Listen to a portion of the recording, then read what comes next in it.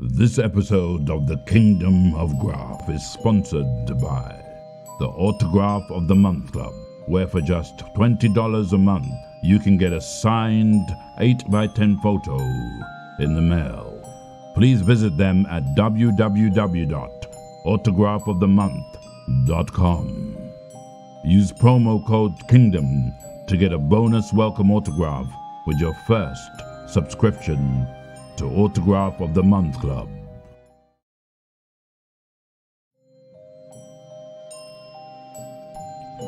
Listeners, prepare thyself, for you are about to witness two fine gentlemen muse upon the fandom realm, for you have ventured upon the Kingdom of Graph. Hosted by Marco Guerrero and Michael Berkowitz.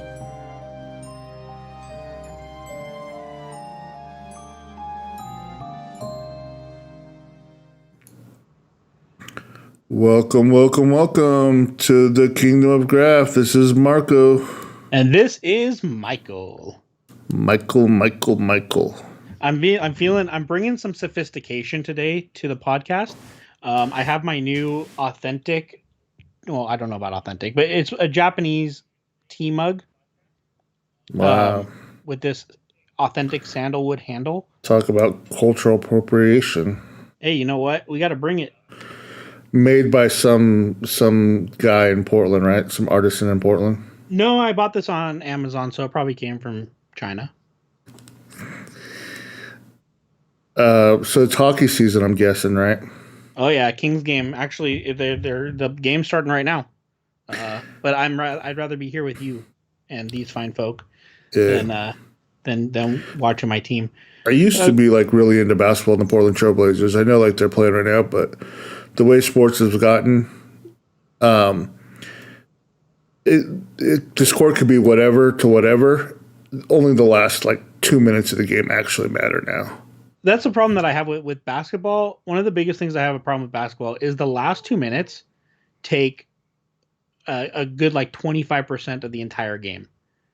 They drag those last 2 minutes out. It's absolutely insane. Well, it becomes like a chess match usually. Yeah. If it's and then the fouling on purpose to slow it down, so they have to do free throws instead of and picking which player you're gonna hit him, so that it's just. I mean, that was more like 10 years ago. I don't think they play that way anymore. Now it's basically basketball has turned into 3-point. Like Shaq actually had this conversation in Barkley, this debate a couple days ago. And there was a lot of things about how basketball basically has turned into nothing but 3-pointers. They cross half court, they shoot the three. They either make it, somebody gets a rebound, they go down, shoot a three, somebody makes a rebound. And there's no more inside game. There is no more of that. And end of the big man. Yeah. I think it's, again, because they're so quick.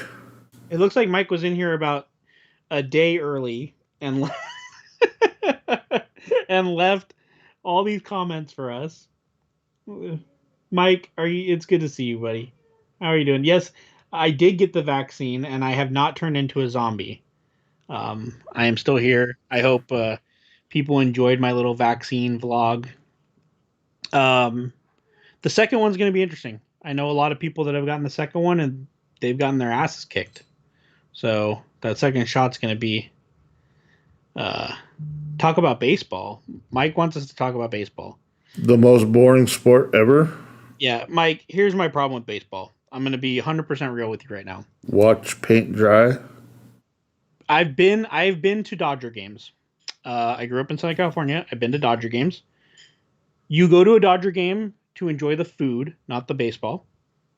I have never seen more people eating in my entire life than going to a Dodger game. That's all everybody does is eat. And then when you watch it on TV or on radio, they have to hire these really eccentric personalities to make it exciting. The commentators, that's why now the whole thing is they have to have one actual person who knows the sport, and then one person to just keep you entertained the other half. Like, I know Monday Night Football had like Dennis Miller on for like a bunch of while, just, and I don't know. Like I said, with baseball, I played baseball for a little bit, and it was just waiting to hit, there was just so much waiting.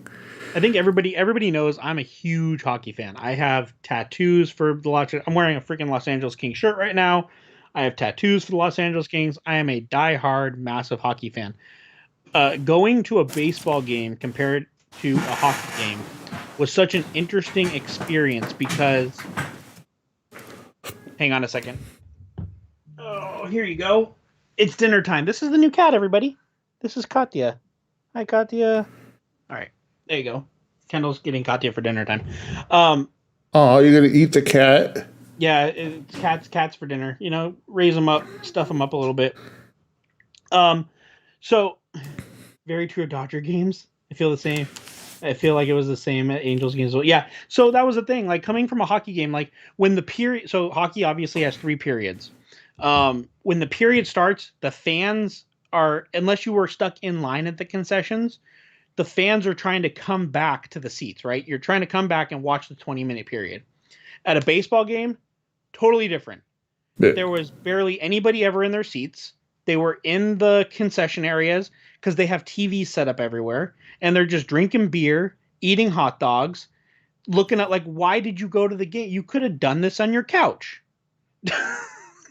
Well, I mean, I think that's why, like, it's like when you go back to like NASCAR, right? I think it's all about the alcohol. Yeah. Because, I mean, NASCAR is really just like... Yeah, it's like every couple of days. Boom. Yay! I don't know what you're watching, It's like, can you even tell, like, who's ahead, who's not ahead, who's being lapped and who's not being lapped without the board, I guess? Yeah, you need the board because people go around when they do their little pit stop, right? You don't know who's how many laps anymore when that starts. Mike, yeah, hockey can definitely be a lot if you don't know the rules and stuff. They've done a lot of work in the last 5 years to kind of streamline the rules a little bit more and speed the game up some more. I think they've done a good job of that, but there's still a lot of stuff like, see, not only am I a hockey fan, I grew up playing hockey. So like I live, eat, sleep, breathe hockey. But yeah, well, I guess I grew up.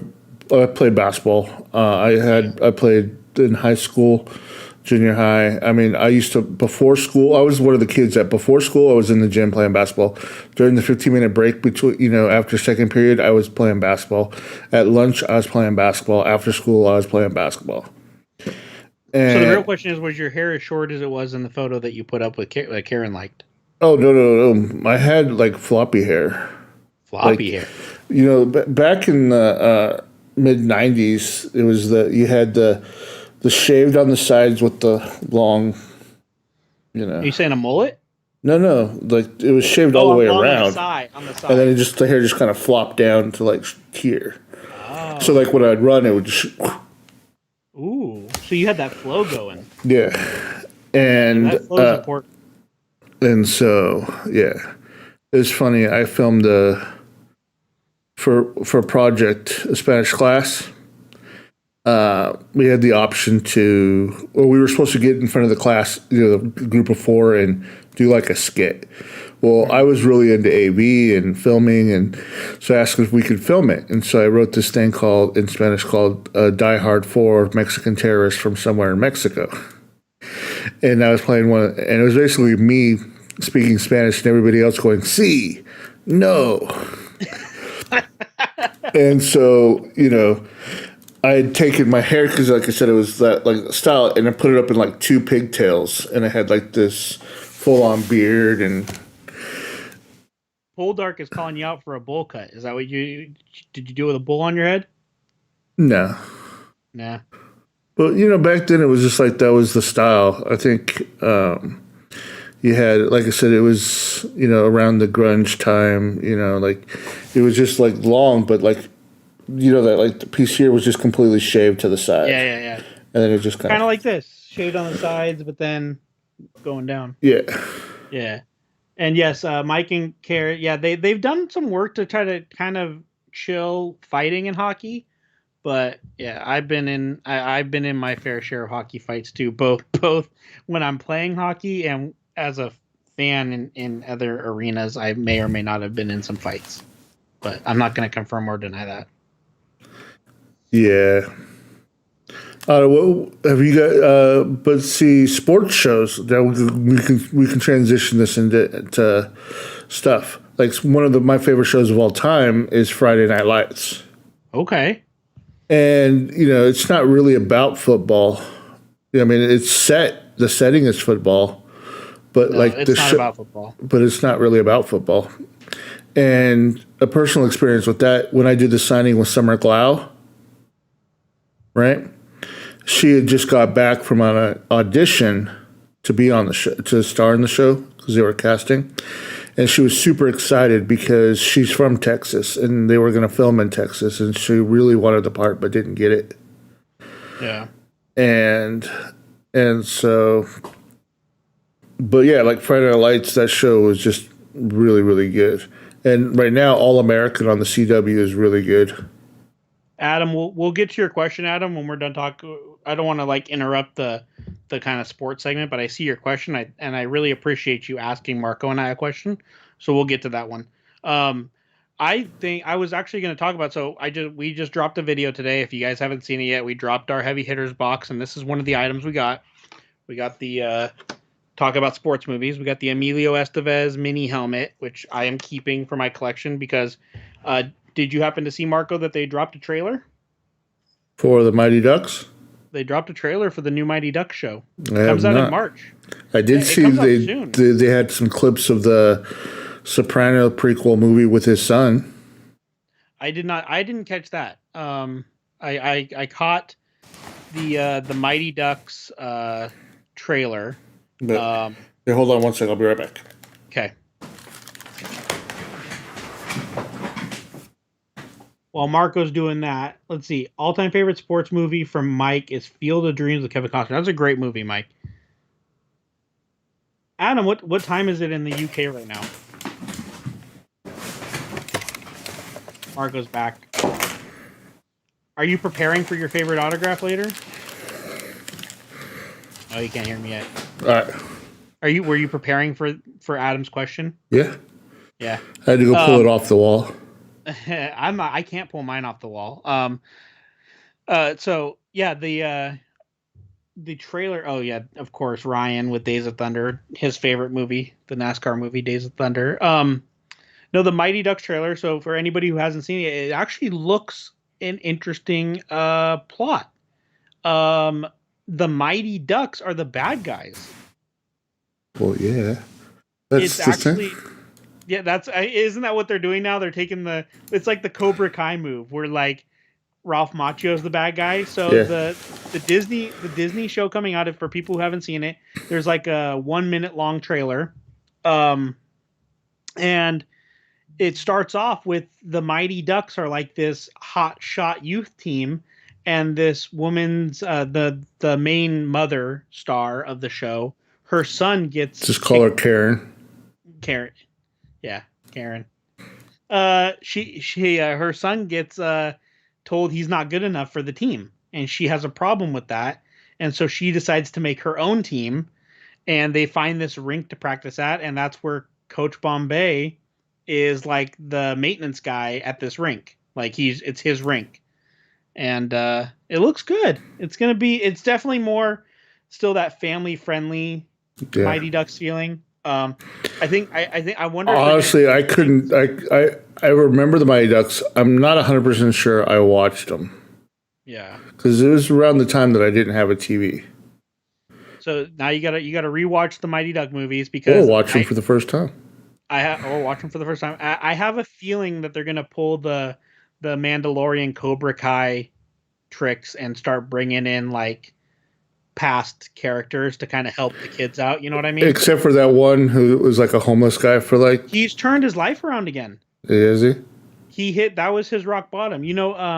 I think Brendan, he's in the bunker, Wet Movie 1. He is friends with him. I'm pretty sure, like in real life, friends with him, and he's kind of turned his life around. Ryan, what you just said, Mystery Alaska is my favorite sports movie ever, hands down. That's my answer. Mystery Alaska is. I thought it was going to be the cutting edge. If anybody wants to see a good hockey movie, Mystery Alaska, best hockey movie ever made. I had a friend growing up, and she made me watch The Cutting Edge like once a month. Mm-hmm. All right, so my autograph is this one right here. I'm just going to read it before I'm going to read it before I show it to you. Drum roll. You do the drum roll. I'm going to be reading what it says. Okay. It says, Marco, I'm a god, you dull creature, and I will not be bullied by, and then it says, by, and then it has in parentheses, Hulk smash. Thank you, sir, Tom Hiddleston. I knew that was going to be it. I'm so jealous of that autograph that he. So for those that don't know, Tom did sign for Marco back in the day, and they had like a full-on 4.5 hour signing session. Yeah, like Tom he kept stopping and talking to you. Yeah, right? like he's one of the, like most of the times actors can do like 1,000 in like an hour and a half. Like if they just sit down and sign, they can still talk a little bit, but Tom couldn't sign and talk at the same time. Yeah, and so he would sit there and sign like 10. And like he would also make sure that like his signature was perfect on every single one. I do think that Tom probably is, in my opinion, the most heavy-handed signature right now. Like big time signature. Like all of his signatures look like he really pushes into the paper on each one. Like there's that when he uses the paint pen, it's got those like spread lines, you know? Yeah. He definitely has a heavy-handed signature. Yeah, it's so that's one of my favorite autographs that I have. So I can't put mine up here, but I can take a picture of it. It's actually in our bedroom, and people are going to be surprised because this is a no-name. These people are no-name people, but there's a thing in Ashland, which is near where we live in Oregon, called the Oregon Shakespeare Festival, and there was a play. It was not Shakespeare, but there was a musical play called The Unfortunates that was up here that Kendall and I saw. I think we saw it 3 times up here, and then we went down to San Francisco to see it one time. And I have this custom framed. It's massive. It's absolutely massive. And they did these like special art prints on the special kind of paper, and each one of the prints is signed by the cast, and then the poster is in the middle, and that's signed by the cast. Well, the main 4 cast. And so that's my prized autograph. And I'm probably the only person in the world that has this. I'll one up you on that one. Uh-oh. So back for the first C2E2, I was experimenting with bringing actors to conventions. And so I had reached out and I got 3 actors from True Blood, right? Kristen Bauer,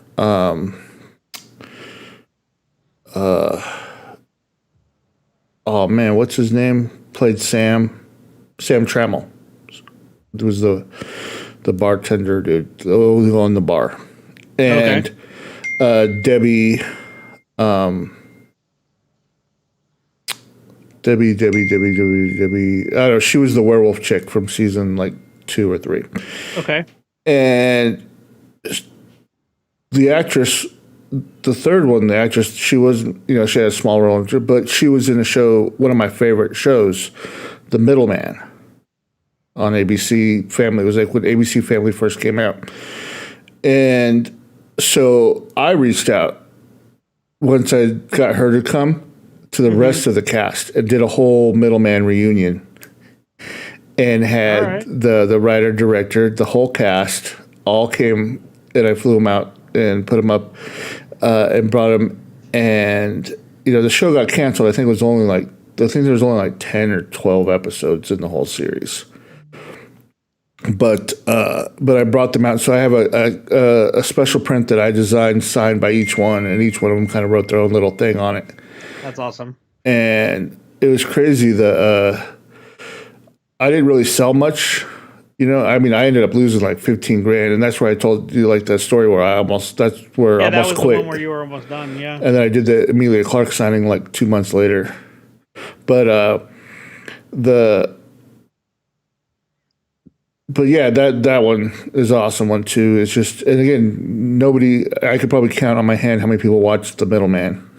Yeah, but that's the thing. Like I feel I completely understand you with that one, because it's just like, how many people are going to be like, oh yeah, that's an awesome autograph, but for you personally, it's, it means a lot to you. And same for not just the for us, not just the play itself, but to Kendall and I, this thing that we fell in love with and bonded over, and it has a lot of meaning. So it will always be. I don't think, even if I got an autograph of somebody extremely famous, like, I don't know, like even if I got like a Heath Ledger, this would still be my favorite autograph piece over Heath Ledger. Let's see. My favorite autograph is this no-name guy in Oregon, but he's kind of into shooting. So that's funny, Ryan. You don't have my autograph yet. Like, oh, you have it on a card, I guess. Hey, Nick. Good to see you. All right, so I think there's something else we got to talk about before this we miss out in this show. Somebody dropped a couple of variants. Oh, yeah, I was actually going to bring that up. One of them sold out. What? Yeah, the glamour or Photoshop or photo shoot print. The photoshopped. The photo shoot print. Okay, so there's one more variant left. Yeah, the sci-fi variant. And she was in the show for, I think, probably at least 13 episodes or 10 episodes. Okay. Something like that. So she had a fairly regular role the first couple seasons. Do you want to go over those kind of hints you sent me? Sure. We'll start off with the exclusive hint that what the viewers get, and that is whether she's older or younger than me. And this is his actual age, not the age you guys think he is. Yeah, she is younger than me. Okay, younger than Marco. Been in over 30 different things. Okay. Was in 3 shows that featured superhuman, superpowered people. Mm-hmm. 2 shows that were kind of supernatural themed, and one of them may have actually been supernatural. May or may not. You cannot confirm or deny if she's been in Supernatural. And I'm just saying 2 supernatural themed shows. Yeah. But yeah, I think that's, and obviously she's an actress. So, and obviously you get the hint about the sci-fi. The photo shoot doesn't really help with a hint. Well, it's just, like actresses, they have glamour shots and like special, but sometimes they're like really, really like crazy good ones. So here's my question, and you can refuse to answer it if you so wish. Is the photo that everybody gets of a specific show or movie of hers? One of her sci-fi shows. Like a bigger one that she's known for. Like her most popular. Yeah, so she did have like one most popular that. Yeah. I mean, she's still a character actress, but like, it's one of those people that you're like, oh, okay, I've seen her, and especially the people that watch the kind of stuff we do. Right. I like that. That gets me excited. And like I said, also, you can't find her signature. She's never signed. Like, you can go to eBay, put in her name, not going to find it. Sold, even up there, right? You can go on Google, try to find a sample of her autograph, not going to find it. So everybody who signs up this month, they're going to be the first people with her autograph, basically. That's exciting. So, and then if you get the variant, like I picked up both variants, and it sounds like Toxicity picked up the Toxicity. Did you get just the photo shoot, or did you get both variants? But anybody, well, I'll tell you, it's like what it is. It's a photo shoot. There's those like photographers in Hollywood that do these really cool settings and. Are we talking like an entertainment magazine photo shoot? Even better, style? Like it's like like they're crazy photo shoots. Like I wouldn't take a print that is just somebody like in a nice outfit. You know what I mean? Like this photo of her is insane. Okay. That's why I only did 15 of them, because I wanted it to be special. That's awesome. I'm going to let you address the shade that Mike just threw at you. Yes, Mike. She's even under 100. She's even under 100, right? This Marco age thing is just it's not aging at all. It's just staying relevant. I want to be so cruel right now, but I'm not. I could be so mean right now, but I'm a nice guy, right? Because there's something I want to show you, Mike. Oh.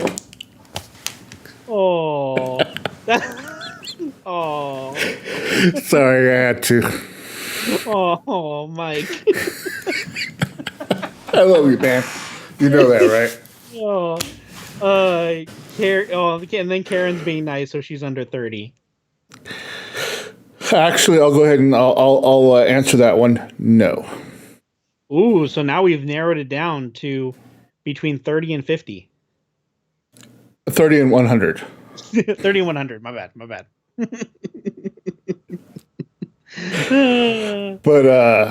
But yeah, I don't know how many people are going to get what you just did besides me, you, and Mike. Yeah.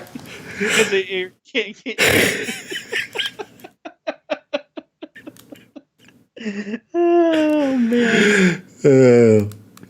Anyway, so yeah, there is still one of the variants, the sci-fi variant is still available. We picked up both. You can always, that we'll always get all the variants. So I'm excited. I know Marco's talked about, how this came about, and I still don't know the signer. I know I've heard some people think like that I'm involved somehow with knowing this. I asked Marco not to tell me. I don't want to know. Even like when we set up these live streams, I have to go around and make sure I have nothing on my computer screen. Yeah. On any of my tabs, anything open, any kind of like anything, just that he might, because what it is because of OBS is the only thing that he can see my camera, so I have to screen share when we do these chats for him. Yeah. And so there's one time Marco messed up, and it was because I truly believe it's because Marco gave up, and it was DJ. Well, no, he kept like asking me like every 5 minutes. One time I was so tired, and I was like, yeah, well, and DJ said this, and I'm like, oh crap. It was super funny because I was talking about something about it came up about taking stuff from the set, and you're all, yeah, DJ told me about how he always takes something from the sets, and I was like, oh, so you talked to DJ recently, huh?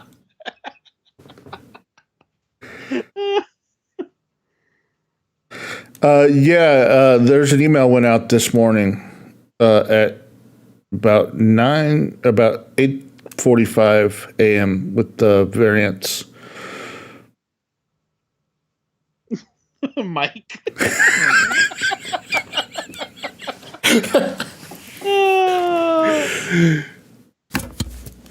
That's all between you two, Mike. You can throw all the shade at him for that one. That's what you get. You come for the crown, that's what you get. In Mike's defense, he can't see how old you look. There you go. If he could, he might have gone 60 or 70, according to some of our viewers. Well, I did trim up my beard a little bit. It looks good. But anyway, that was I funny. did try dyeing my beard a little bit. The problem is the parts that are gray are the parts that are shorter, and they grow back like not even a couple days later. Oh. So it's like, even if I do like... Wear it with pride, man. That's what I do. Oh, I did it once, and I was like, okay. It just looked weird. Okay, yeah, Karen, sometimes it drops. I'm assuming, Karen, you're talking about Gmail. Yeah, sometimes it drops into the different ones. The spam filters? No, so like it breaks it up, and it's like you're a promotion. You're not in the main box. Got it. That's annoying when it doesn't go into the primary, because now it's like Gmail's created where, it might not be in your spam folder, but you have to protect your social media folder and your promotion folder. You can go, and then if you there's an option on the left where you just hit all mail. Yeah, It'll always show you. Regardless, I'm sure even not getting the variants, the fact I'm excited to see who the signer is. I'm gonna throw something up in the bunker tomorrow. For us to do our guessing game. I was waiting for this go live, so I'll throw something up in the bunker tomorrow for the guessing game. The photo shoot doesn't really help the guess, so really it's the sci-fi, super-powered shows. May or may not have been on Supernatural. So, I will say there was also a trading card set done on one of the shows that she was in. Actually, multiples of the shows. But her agent pretty much turned down all autographing offers without even inquiring. And then you just found a way to skirt around it? Well, I just happened to know somebody who knew somebody. This was kind of one of these things that, just came to be. But I don't know why agents do this. I don't know why. Well, because it's not worth their time a lot of the times, because they get 10%. So 10% of not very much is not very much. But 10% of not very much to do nothing? Well, it depends. Like, some agencies are huge, right? Yeah. And so they're dealing with a lot of people. Then some are super small. That's why, it's again, just like anything else, it's all about who you know. And I built up, relationships that I've built up over the 15 years and that kind of stuff. And, I've actually had other agents reach out to other agents on my behalf, to get things going. Yeah.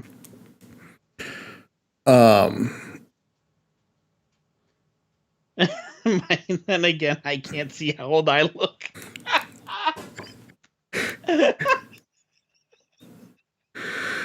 Nice. Who's Daniel? Don't look a day over however Daniel old you are. Naprus. Who? Daniel Naprus. Adam was saying that. Oh yeah, he got two. Adam, do you work for a company? I saw you say you got 2 autographs done. Daniel Naprus, and what was the other one? There was another one. David Pross. He's the guy that did. No, he got Daniel Naprus and Spencer Wilding. Now I got to look up who those people are, man. Yeah, let us know in the chat, Adam. It'll be easiest. Yeah, do you work for a company? Do you have a thing? Oh, Spencer Wilding. I just saw him. What movie was he just in?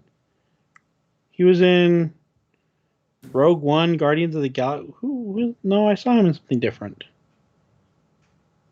Maybe it was Rogue One. Both played Darth in Rogue One. Oh, okay. Oh, they played Vader? Okay. That's cool. Rogue One was a good movie. I actually enjoyed that one. I did too. Yeah, I enjoyed that. Anyway, anybody else have anything for us? I'm excited for this autograph of the month for February. Anybody else have any questions? What about like new shows that have been dropping lately? Have you had a chance to watch anything? God, no. The Rookie's come out, and it's been pretty good this season. I haven't watched The Rookie. Really, like Kendall and I, we have one show that we watch religiously when it comes out, and that's The Challenge on MTV. We absolutely love that show. The Challenge? It's so The Challenge is basically, MTV had The Real World and Road Rules. Those were their like 2 big original reality TV shows back in the day. And then they created The Challenge, which was The Real World versus Road Rules. So they came back and they put these people in a house together and they'd have them compete, like kind of almost like Survivor in a way. Mm-hmm. Well, this right now is the 36th season of The Challenge. 36 season of The Challenge. And it's changed into, there's people from Survivor, from Big Brother, from all these different reality TV shows, and they bring them in and they have them do these crazy hard challenges against each other, and they eliminate each other, and it's just really entertaining. I've watched it since the beginning, and Kendall's kind of gotten into it also. Congratulations, Nicholas. Yeah, Nick, you're up to what is that now, 4? Marco, you're gonna have to slide in and getting Nick's autograph before it goes to his head. There we go. You have to 4 acting gigs now. What is it? I've been watching both 911 and 911 Lone Star, as well as Batwoman. Okay, Karen, no shade to 911. I know it's a show. I can't watch. Being somebody who's worked in 911 and currently works in law, I can't watch those. I watched the first half of the first season. I just can't, when I hear the way that they take calls and stuff, and I'm just like, oh yeah, no, I'm sorry. Congratulations, Nick, man. 4 gigs already. That's incredible. Can't wait to know when they're out, and make sure you let us know, and then Marco will book you as a guest to talk about the experience of the voice acting.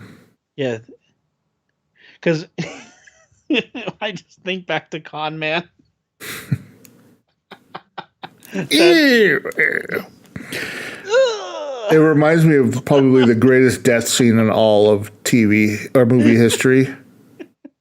And that is when Paul Rubens dies in Buffy. Oh my god. And it goes on for a minute. Yeah. And then in the post-credit scenes, it continues. The original Buffy movie? Yeah. Oh my god. Yeah, where he's still actually not dead. Yeah. Well, have you seen, what was it, Into the Shadows or Behind the Shadows or whatever? Oh, What We Do in the Shadows? What We Do in the Shadows. The new series in the newer one. Yeah, the one that Takai is a producer instead of being in it. Right. Yeah. But then there's the episode where he's in it and they have the Council of Vampires. That scene is epic. I know, that's such a good one. Karen says she started Altered Carbon the 2nd season, but can't get into it. Plus, I heard Netflix canceled it with a cliffhanger. Well, I don't know if they canceled it with a cliffhanger. I did hear that Altered Carbon season 2 was not as good as season 1. I liked season 2. I have no way to talk about it. Mainly because of it circles around the Poe character a lot. His character is, I think what a lot of people don't like about it is in Altered Carbon, it's one of those things where it's kind of like the 100 towards the end, where people can store their life, their memories, their consciousness into chips. And that could get downloaded into different skins or bodies. You mean this thing?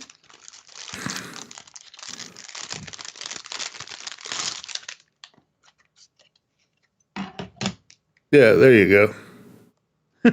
One of those.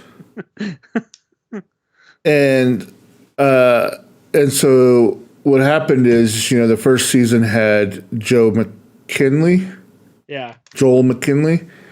And then the second season, the same character is played by Anthony Mackie.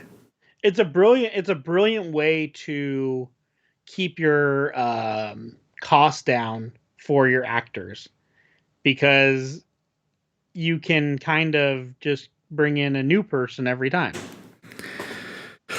You could, but almost like the Doctor Who method. Yeah, and so it's hard, especially when you get used to one character, then switching over to another one. Mm-hmm. I can see where it is, but that's where I think characters like the Poe, which tie both seasons together. Yeah. And then in that season, he's going through where his software's so old, he's glitching and kind of. Yeah, there's a struggle where he needs to reboot, then reset his systems, but in doing so, erases who he is, and it brings up that question, right? Like with AI. if an AI has been alive for a couple hundred years and developed its own, like say Data from, right, like its Data has built up this entire or actually the Star Wars movie, what they did with C-3PO in the last movie, where when they had to reset him. So that same storyline was played out in Altered Carbon Season 2 with Poe, where if he has spoilers, where he, in order to help the main character, right? Like he's glitching out, but the problem is every time he glitches, he puts things in danger, messes things up, forgets things, and he's using like Post-it notes to remember stuff. When he's an AI computer, and so is the idea that he's been alive for so long that his memory is just full? His memory's full. Like he's just like there was kind of like a virus or a bug or something like attacked it, and so he, in order to like reset, he has to kind of reboot, power down, reboot, and kind of like reset everything, but in doing so, erases who he is, what he's accumulated, over the years. So that's what, and they play it out so well, and you just feel so bad for him, and like because it's just like the same with like C-3PO. Like when you watch it, I mean they wrote it off, in like a 5-minute scene in Star Wars, because it's essentially the character's dying. Is the essential thing. That the character as you know them is dead. Right. And so it's like, like in Star Wars, they kind of threw it away where they did the whole thing in 5 minutes, right? Like, okay, well, in season 2 of Altered Carbon, it plays out through the whole season. He refuses he denies to do it, and he struggles with it. And then there's a point in the series where he has to like, everybody's going to die or I reboot type of thing. and there's just memories and stuff that he wants to hold on to, it's just heartbreaking in a sense. Yeah. And that's what I liked about season 2.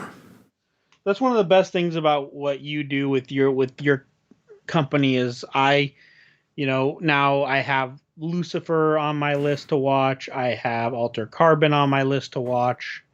You really kind of, I think that there's a difference of opening up somebody's eyes and giving them an autograph of a character who, again, we've talked about it on this show. How many times is there a show that you watch where the main character is your favorite character? Yeah. 0. If anybody watches a show and they're like, man, the main character is the best character on that show, you got to watch the other characters. Because the supporting cast is what makes a show. And I think that's what's, you nail it with them all the time. So. I mean, it's a combination. It's a thing, you know what I mean? Like to me, like all the shows, like you'll see like when there's a major event happen, right? All of the shows will copy that storyline, right? And it's just, and my fun with writing and stuff like that is you just start noticing these patterns.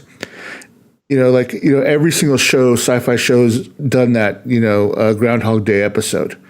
It's just curious to see how they approach it. How do these people approach it? How do these cast of characters handle it? You know what I mean? Like, because, it's always the same and that story's been told 1,000 times. And that's what it is. That's what writing is. That's what shows are. It's like, how will this group of 5 people handle this situation? Right? And that's what I used to love USA when they had that slogan, like characters matter or like characters. Yeah, it was all about the characters from their shows. Like character driven, stories. Yeah, exactly. That was in their like big heyday of Psych and Monk and Burn Notice and those big shows. Yeah. There was a lot of great USA shows like that. And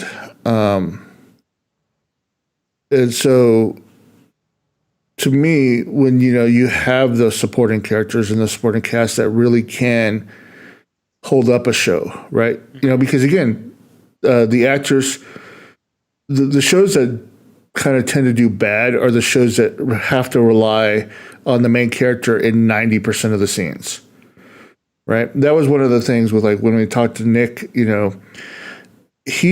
was a little bit harder on him on Carnival, because the show's in the Depression area. It's all dusty, it's all dirty, and most of the other characters had like a few scenes in an episode, but he's in like almost every scene. Yeah. And so, and he was coming from movies and TV, and it's just a different animal. You're working crazy more hours and stuff like that. And it's an adjustment. And but yeah, but that's why those characters, I think, are important. I mean, give me another show, like an example of, it's I mean, we talked about it. We talked about it with my favorite show that's still not back. I'm still waiting for, but our favorite show, Evil. Right. You have these incredible lead actors. You have 3 lead actors, right? You have the doctor, the priest, and the demon. Those are your 3 leads. But the best character on that show is Ben the Magnificent. He's the best character on the show because he's that one this is who people are. This is the skeptic. He's our voice. And he's the one going, wait a second. But then at the same time, he's the one leaning into maybe it's real. Maybe it's not. Like, that's why he's a great character. And that's why Marco's going to get him to sign one day. But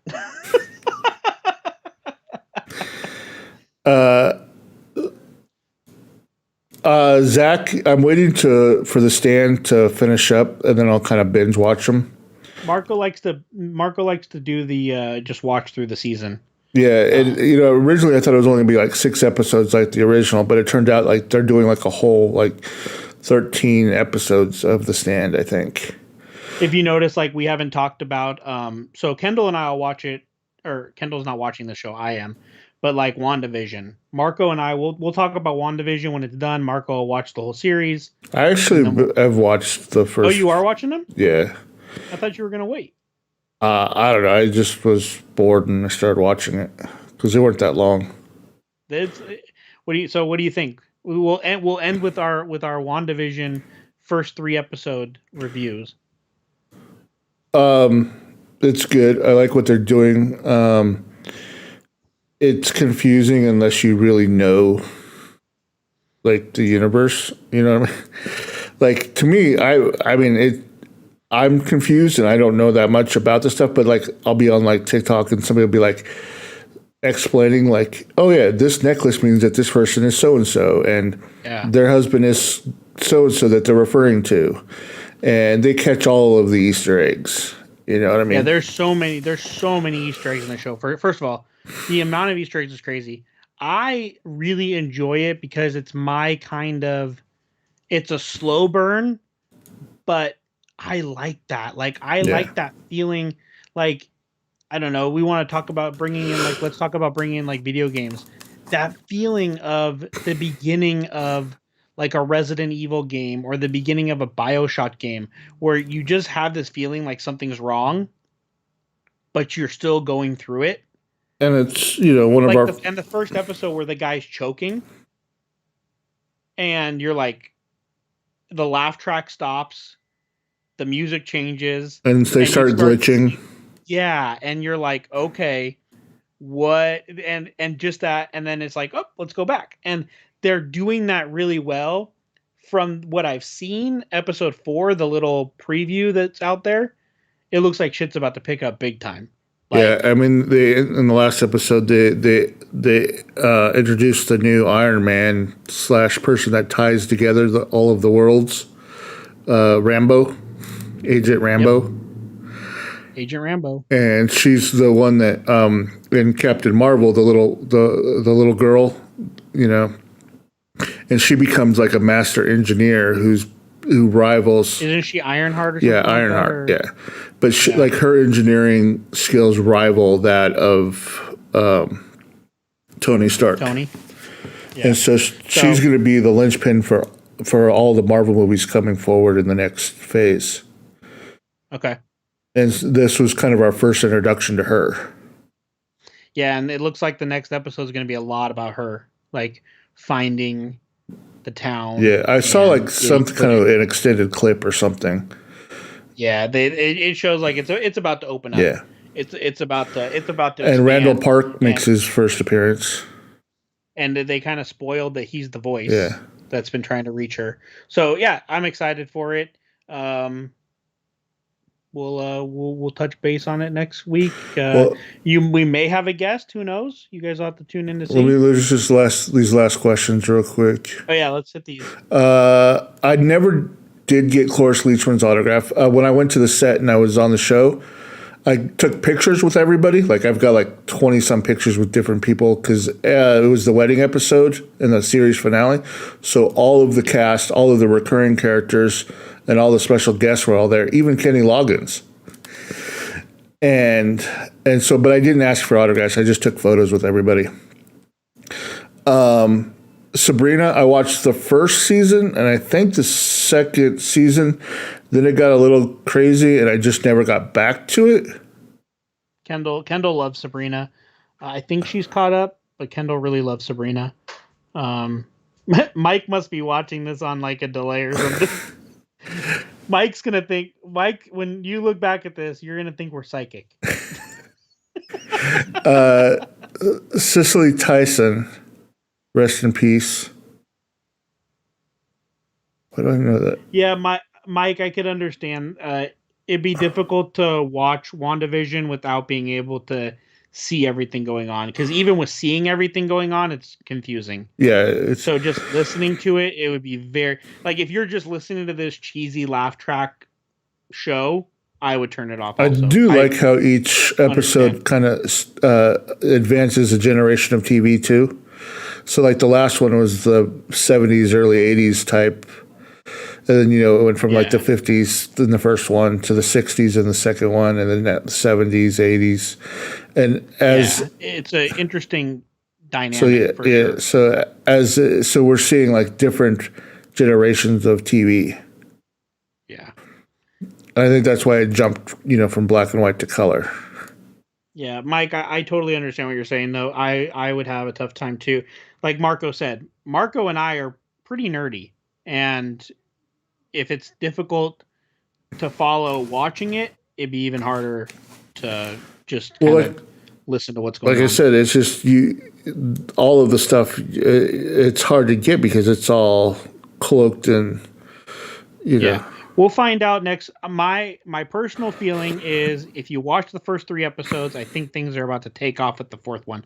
I think this 3rd episode turned a corner and we're about to hit reality. Yeah, I've already seen like where people's like theories, and they're like, if you look at this comic and this necklace and this thing, then this is the bad guy and this is what happened, and it basically, not to spoil much, but it basically it's all from the last movie, basically. My whole problem with everything is, the main theory out there is it's her. She's doing this all. Yes and no. There's people who are just like, it's just her. She's doing it all because her mind finally snapped, and she is the multiverse of madness that's coming. There's a snap, but there's... let's just say the Crowley of the Marvel Universe is involved. All right. So that's a good way to leave it off. We'll touch on the next episode. If we don't have a guest next week, we'll touch on episode 4. But yeah, thanks everybody. It has descriptive audio, but I still not get it. Even with descriptive audio, dude. Descriptive audio probably would make it even more confusing. Yeah, it's just like I said. It's like I said. You'd have to have like super crazy comic book store knowledge of the thing to make sense of it. And like I said, I have no clue what's going on. I'm interested to see what happens because it's just weird as hell. And like I said, I only know because I've, stumbled across a couple of videos of fan theories, Mm-hmm. But anyways, I'm going to go ahead and say good night, everybody. Later, everybody. Thank you for tuning in. Appreciate everybody being here. For just us, we had almost as many people as we do with having a guest. So that means a lot for you guys to come here for just little old us. 2 guys and no pizza. 2 guys, no pizza. Bye, everybody. All right.